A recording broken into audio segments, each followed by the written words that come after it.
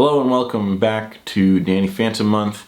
Today we're talking about episode 11, Fanning the Flames. This one is about Ember McLean, who is a ghost pop punk star who comes to town and starts infecting everyone with her music because it's like an analogy for what parents think the music that kids listen to is like, where it's influencing them to rebel and to not be good. It's a bad influence and it's no good. You shouldn't be listening to that music. And except that they're right in this one. And Ember turns out to be a ghost who feeds off of people's worship of her and specifically people chanting her name, and that's sort of what the episode is about. This one's really fun for a lot of reasons. Number one, Ember is a really fun design for a character. She has this cool pop punk goth-ish look. She's not exactly like a one-to-one analogy for an Avril Lavigne or anything, but she's definitely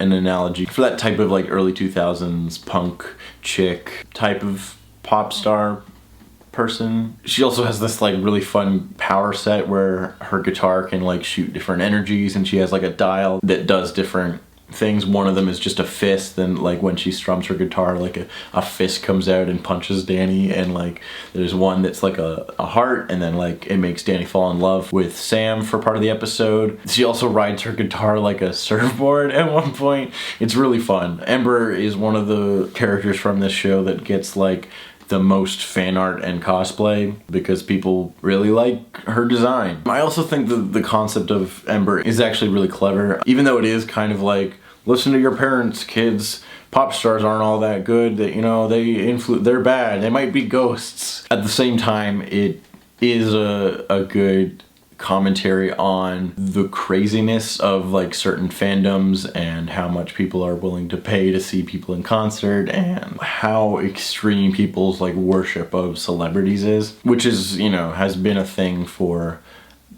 decades now at this point, but is still a relevant theme. And I like the idea that Ember becomes more powerful the more people worship her. That's a fun concept. It is kind of satirical with it. There's a line where everyone's "We love you, Ember," and she's "That's because I fill the void in your empty lives," and it's really funny. Plot-wise, this one kind of focuses on the Danny and Sam will they won't they, and there's a whole thing about how everyone's being affected by Ember and buying her merchandise and dressing like her and all that stuff. Except for Danny and Sam. Danny because he's a ghost, so he's not really affected by her powers, and Sam because she's wearing these Fenton earphones that block out spectral noise. It's the Fenton gadget of this episode. But later on in the episode, Ember becomes more powerful enough that she can affect Danny, and she makes him fall in love with Sam, or become infatuated with her to a debilitating degree where he can't function properly. And there's some really funny parts with that dynamic actually as well, because this episode is actually really well written and has some really great jokes. There's a part where Sam's about to fall off a building if Danny doesn't help her. She's "Dude, snap out of it, I'm gonna die," and he's "Wow, you're really pretty when you're about to fall off a building," and it's stuff like that. Normally I think the Danny and Sam relationship is kind of boring, but in this one it's fun and cute, mostly because the writing is really strong and there's some good jokes. There's this really cute moment where Danny and Sam ditch class, and because Danny just uses his powers so that they fly out of the school and through the walls and stuff, and it's just this really cute moment of them flying through the town, and it's very "Can You Read My Mind" from Superman, but I still really like it and think it's really cute, and it's the kind of scene I want to see more of in Spider-Man movies. In the first Amazing Spider-Man they almost do it, but then they cut away, and then in Far From Home there's a scene where him and MJ swing through the city, but then it's played as a joke, and she's "Wow, that really sucked and was awful," and I'm just be cute and adorable, you fucking Spider-Man movies.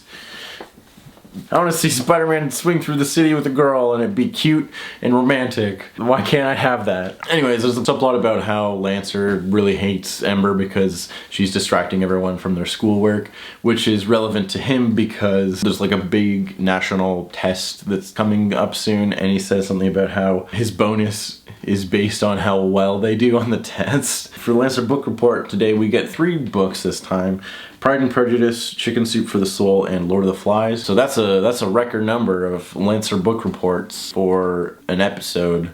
So there you go. Oh, there's a really fun moment, like even Jazz is affected by this, and so their parents are like concerned. They're concerned that they're too obsessed with Ember, and Danny at this point is obsessed with Sam, and so Jack has a line about, hey, why don't we throw them in the Fenton Stockades, which is just like a coffin with spikes in it, and Maddie's like, we can't do that.